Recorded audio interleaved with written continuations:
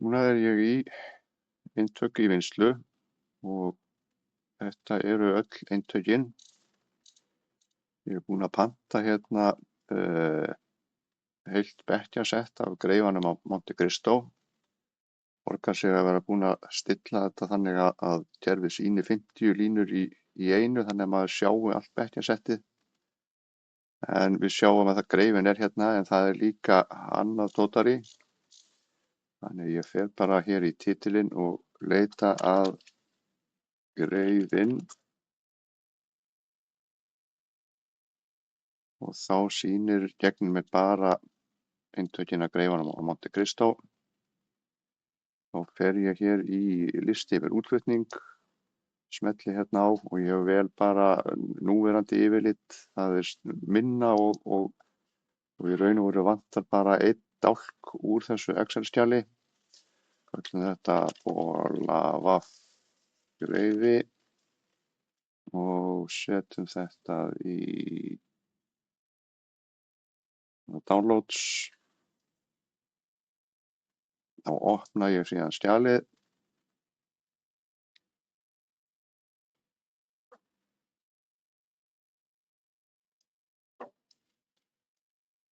Það kemur hér og mig vantar bara þennan eina dálk með strikamerkjunum þannig ég smelli hér á séð og afrita dálkinn. Þá get ég búið við til nýtt skjal, lími það inn í.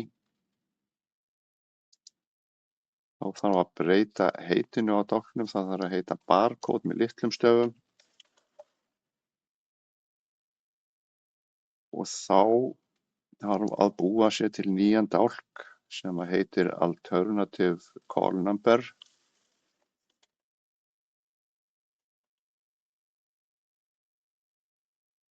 Og hérna setjum við það sem á að fara í raðtákn eindagsdálkinn.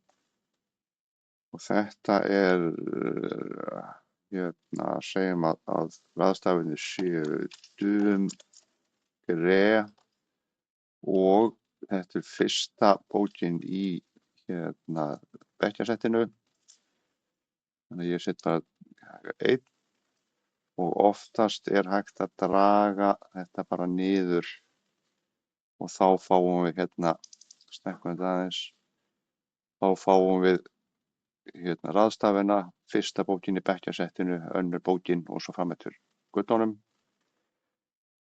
Þá er komið það sem á að fara á kjalmiðann, síðan þurfum við að bæta einum dálk við til að segja gegni hvers konar hérna raðtákn þetta er.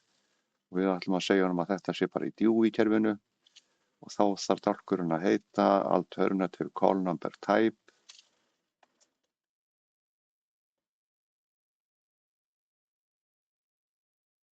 Og það þarf að vera 1 fyrir Dewey. Nú skulum við sjá hvort við getum dregið þetta bara allt niður. Það var hægt og þá vista ég þetta skjal bara sem aftur í downloads-möppuna. Köllum þetta bara bolavaff greifi geira.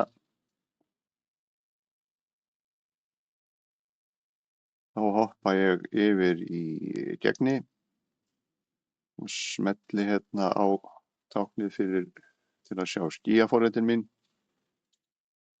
Ég vantar Item Updated by Excel og þá get ég farið og smellt bara inn í dálkinn og valið skjalið sem ég ætla að keyra. Þá er það komið inn, smelli á Load Items.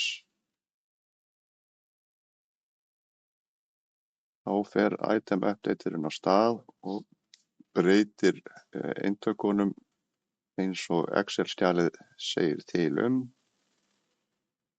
Þá er hann búinn að því. Ég get lokað bara þessu og opnað handahófi eitt eintak inn í þessu. Förum hérna breyta eintaki í safnskrá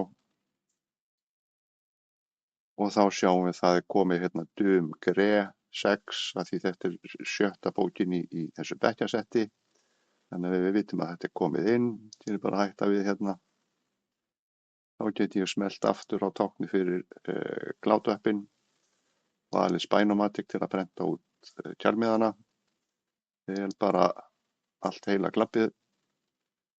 Next. Hér þarf maður að vera með valið þetta, ef við segjum þetta sé bara stóru miðarnir sem ég ætla að nota, og til þess að fá það sem er í þessu raðtákni eindags, þá þarf maður að nota sniðmátið fyrir safnfærslurnar. Þannig að ég finn S80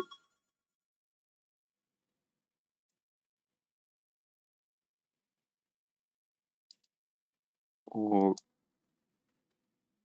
segi að nota réttan prentara, og þá kemur þetta hérna dum greið 1 næst í miði, dum greið 2.